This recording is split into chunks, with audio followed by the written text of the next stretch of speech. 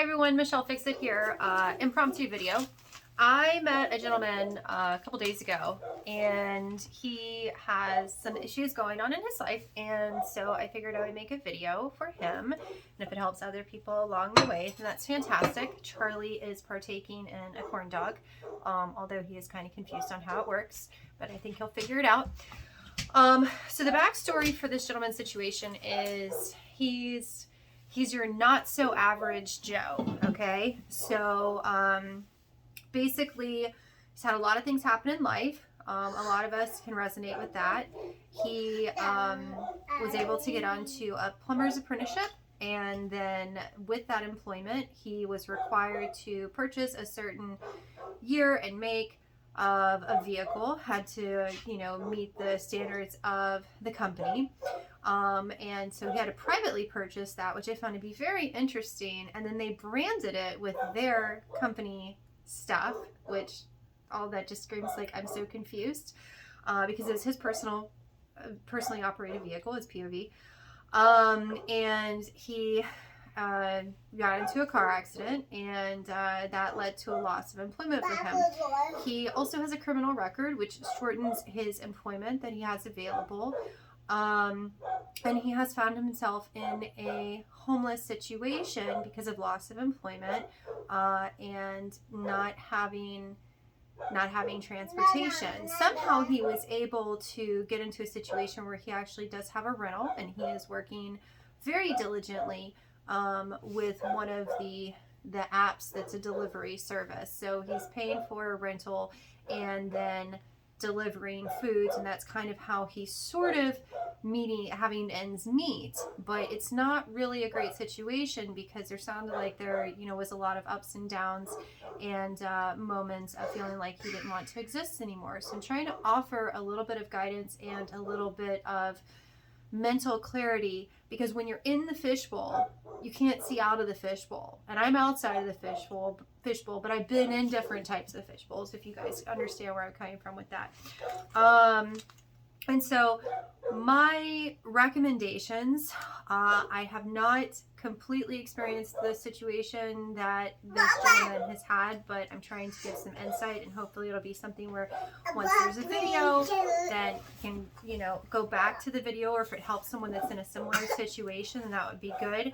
And if anyone out there has some helpful advice, please comment, not for the YouTube land stuff, but just for, if you've had a similar situation transpire, because this is my perspective, and it's just one perspective. So my perspective, and he also has children, but he has no access to children because there's no formal custodial agreement in place. And so that's also weighing very heavily on him in this moment of life just being really not good for him.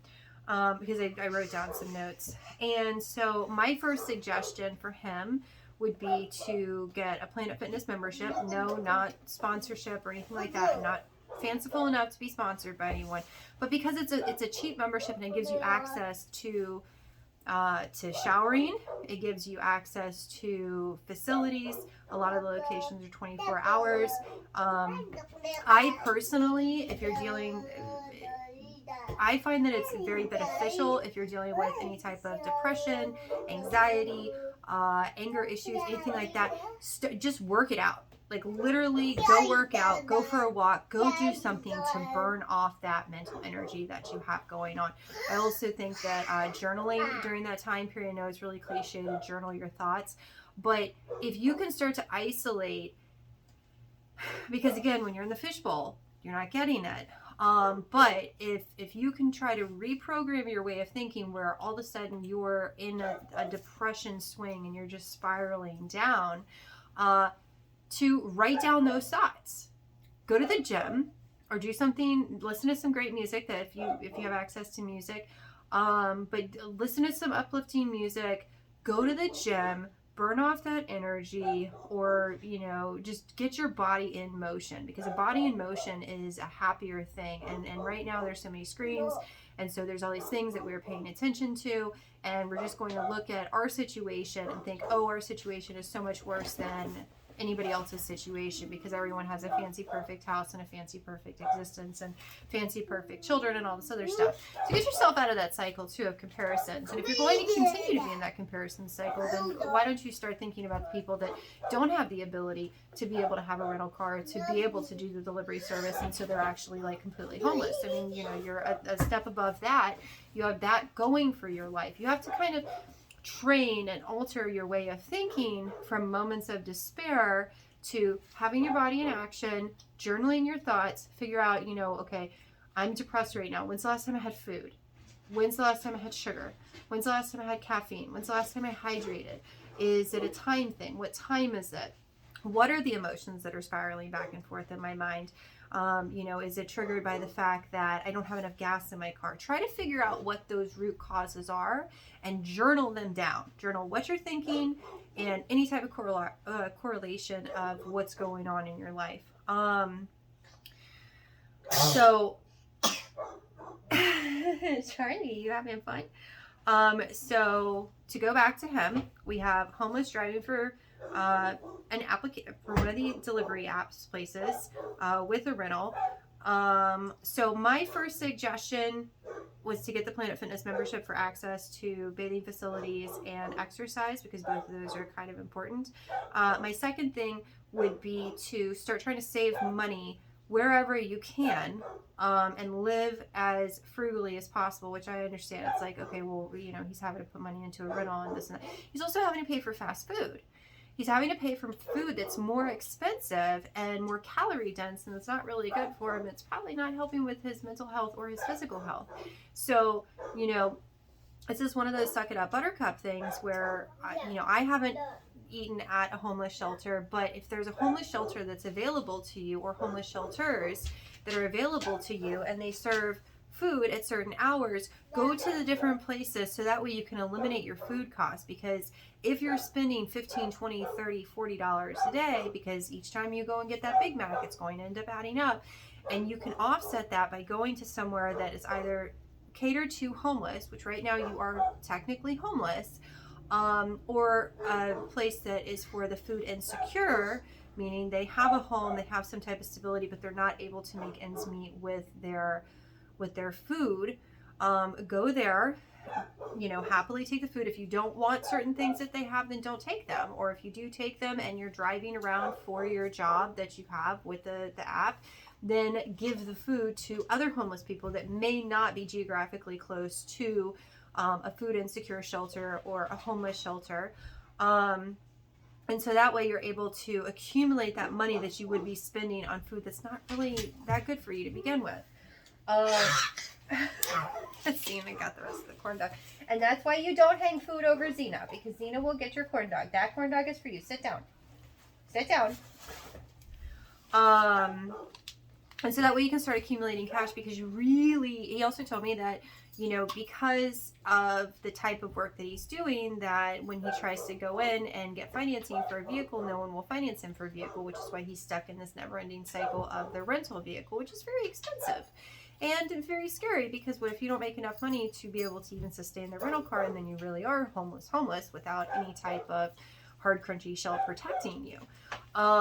So my suggestion, start spending less money eating out. Challenge yourself to, Monday through Friday, or Sunday through Thursday, I'm not going to pay for any food. I am going to exclusively go to the homeless shelters and get my food there. And you can hit up the different spots, because I've been told that they do that from 10 until noon or 11 until 2 or something like that. So find that window of time and go and get your food for the day, so that way you have your food and you're eliminating at least part of your cost that you have. So then you're saving that money, so that you can be able to accumulate enough money to buy a vehicle outright. And I know that sounds like a really big goal, but here's the thing, is that, if you go on Facebook or Craigslist or wherever, you can find a vehicle for, a few $1,000 And if you're already in this situation where this has been going on for over a year, and it's really starting to wear down on your mental health and probably your physical health as well, trying to challenge yourself to do this is going to make it where you can at least get a permanent crunchy shell. Okay, that's why, you know, I've nicknamed the vehicles sometimes. They're mechanical children. They're also are crunchy shells because we are squishy little people. So save your money so that you can buy a vehicle outright, so that you can get out of the cycle of the rental vehicle. And when you get that first vehicle, you need to make sure that, you know, you account for changing out your oils, your fluids, and everything else, and start it fresh. Because if it's driving down the road and it's not shooting a code, and if you're a little bit mechanically inclined, you can get that basic maintenance done to be able to make it where that vehicle is going to be, you know, relatively stable for you. Another thing would be to get additional driving apps and things like that, so that you can start maybe doing Uber Eats if you're not doing that one, Instacarting, any of those types of things. Get yourself set up on the apps, and that way you have more resources available to be able to accumulate money from those services. And this is something where, like, if you are a person that gets Uber Eats, consider the fact that maybe your delivery driver has this situation going on and is in a situation where, like, maybe a tip would be a really good thing, because, you know, people want a tip or they don't want a tip or whatever. You never know someone's situation. They can be bright and shiny and have great clothes on and stuff, and that vehicle is their car, and that vehicle might not even be theirs. I mean, there's a million different situations that could be going on. So let's, like, start caring about other people, you know? So if you're an Instacart person that uses that app, that service, then make sure that you're accounting for that person's time and, you know, trying to compensate them other than the meager earnings that they're getting from the application from the company, because we all know that big companies don't care that much about their employees. And these are situations where these are 1099, so they're not even employees, they're contract workers. And so, you know what, just look out for your fellow human out there, and don't give your dog corn dogs. So let's get some more, you know, applications and stuff like that. The other thing would be to sign up for temp agencies. I've been told by a few different people that if you go in with your driver's license and your social security card, you will also be a 1099 employee over there. But, you know, call, say, hey, do you guys have people? Because a lot of them are like 7 to 4, and they will transport you from the temp agency to the permanent place of employment. And if you do that enough times, then maybe that place actually needs a permanent employee, and then you'd be offered a job there.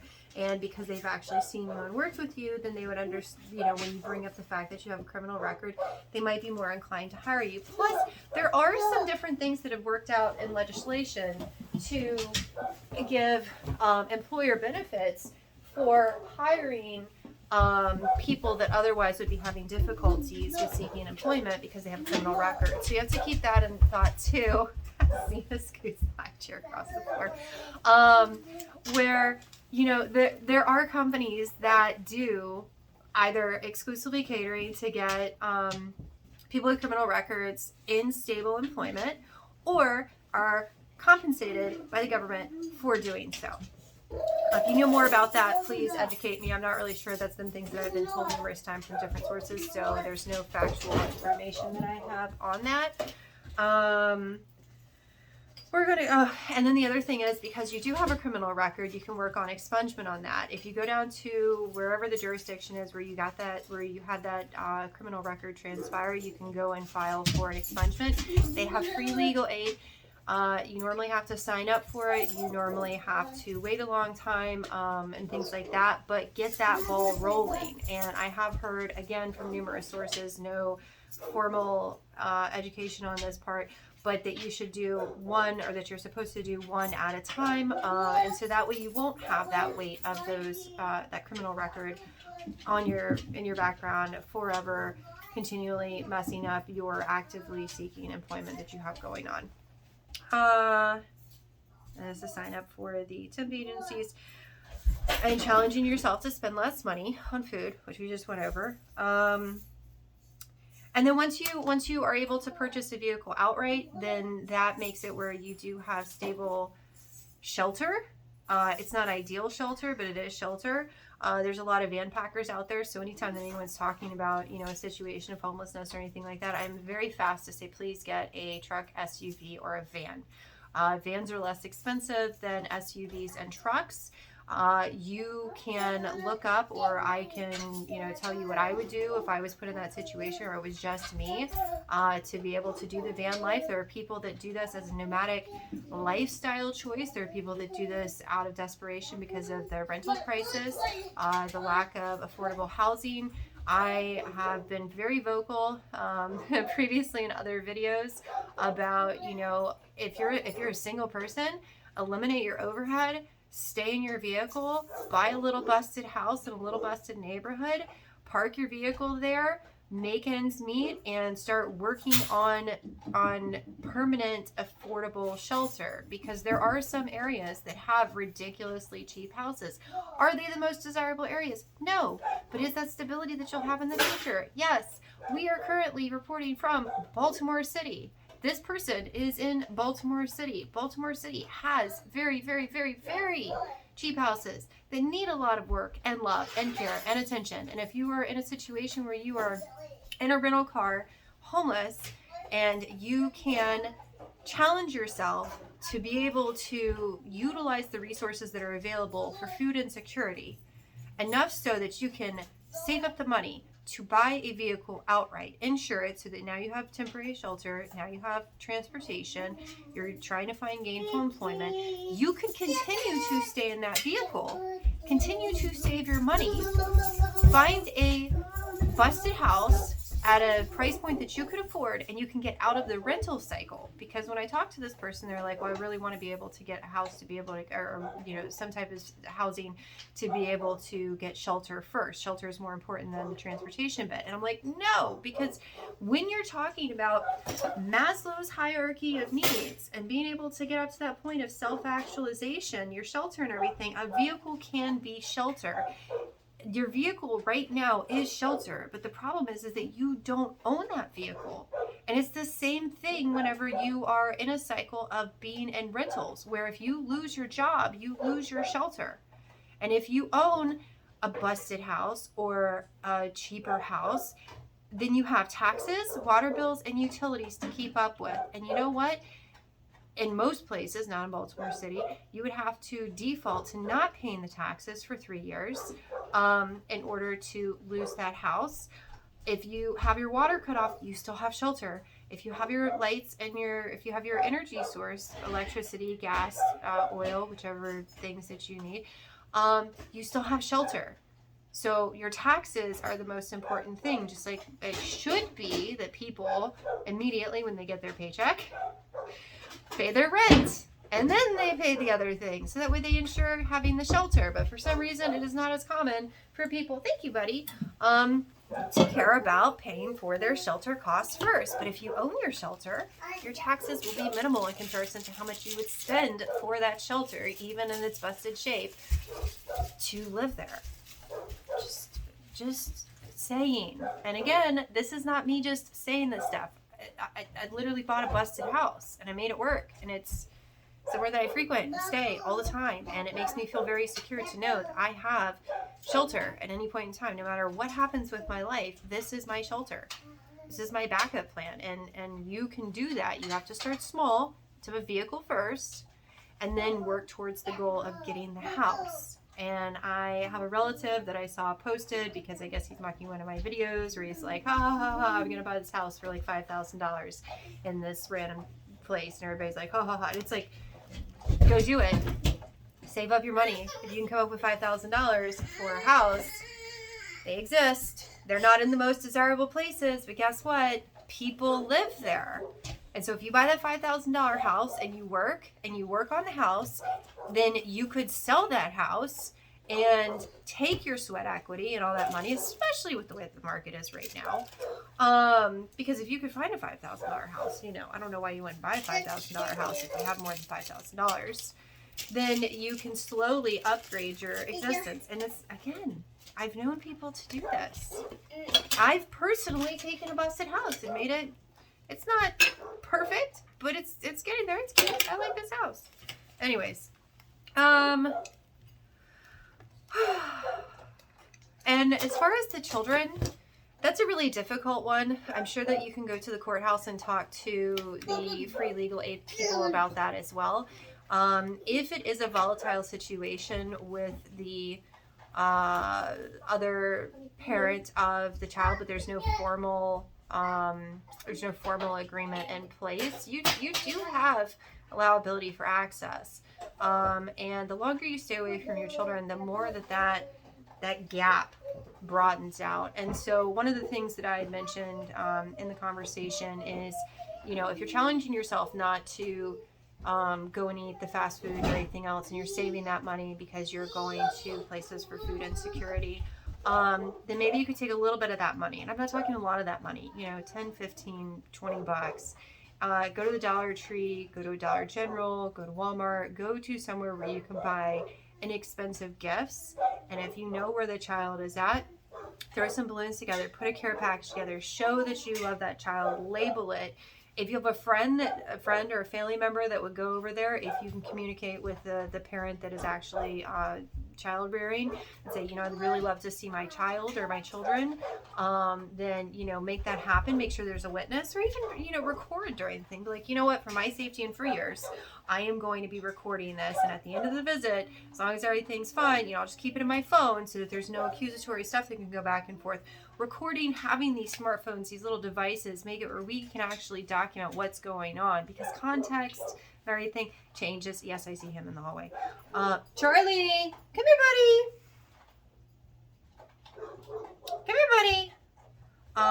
So the adults do bad things. They say the grown-ups said other things. They do all these different types of things. So a way to self-protect yourself would be to record whenever you're, doing things, and just keep it for a specific amount of time. This is Sissy's little movie party thing. It's okay. Here you go.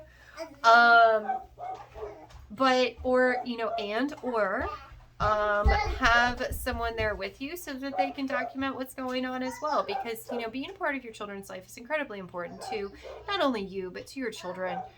We want to make sure that we have relationships with our children, because they're the most important things in our lives. And the more stable you become, the bigger gift you give to your children, because then as they get older, they know that they have a resource available to them as well. And that way you can also gain some experience on showing them, I was going through a really tough spot and I sucked it up, Buttercup, and I was able to accomplish these things. And so if I was able to accomplish these things, then you would be able to accomplish these things. And if you're scared about that, I have shelter now available to you, because, you work from having no vehicle to a vehicle to hopefully being able to save up to buy a very, very, very inexpensive house. And I worked my butt off, and every step of the way I was thinking of you, and this is a devotional of love. So you now do not have to worry about eviction, because we own something and we're building generational wealth. And when you can build generational wealth and teach your children along the way, not just gift them things, but teach them work ethic too, so that they will know how to replicate the process that you went through, that's going to be a big thing. That's going to be them having a better life. And everything that we are supposed to be doing as people in this big wide world, when we have babies, the babies are supposed to be the most important thing. And if they're not that, and they're not the reason you're sitting there working as hard as you can at your job, or trying as hard as you can to get better or get more ahead in life, I don't know who you're working for, because every step of my life has been for my children, and it will continue to be, because I want their lives to be better than mine. That's the goal. Raise your children to do better than you're doing, or than you have been able to do, and set that bar high. Charlie!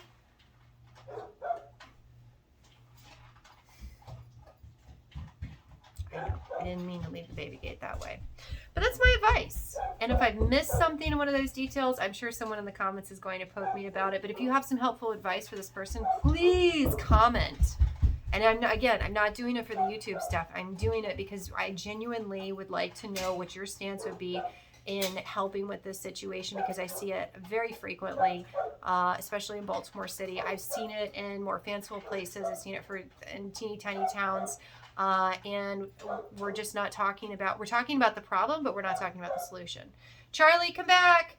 And so for me, I like to do problem, solution, and in the future. So problem, homelessness, solution, continue what you're doing, but try to cut down on those expenses. Utilize the resources that are available to you. And then solution would be to do a continuation of this situation in order to get to a point where you have home ownership, which is for some reason something that a lot of people, since it hasn't been able to be attained by a lot of people in general, they're like, oh, I don't want the hassle, but I don't want to have to worry about it. But you'd rather have to worry about constantly having some type of employment, to have some type of income to constantly pay for that house, and then complain about the deficits of the house and how landlords are evil and all these other bad things, and then continuously worry that when you lose your source of employment or your source of income, that you will lose your shelter, which is one of those basic things from Maslow's hierarchy of needs. And if you don't know about Maslow's hierarchy of needs, please look it up. It's very important. Self-actualization is a great point to be at, and I keep being told by different people that like I have this confidence and like people don't want to mess with me, which is weird because like I totally don't see that with myself, but that's probably because I have self-actualization. Even when I didn't have shelter in my life or stability in my life, I still held self-actualization, and I'm very proud of that fact. So if I can work through all the scaries that I've had happen in my life, you can as well. And if you have any questions, comments, or concerns, please comment. Again, not for the YouTube stuff, but for the genuinely human helping human stuff. Bye!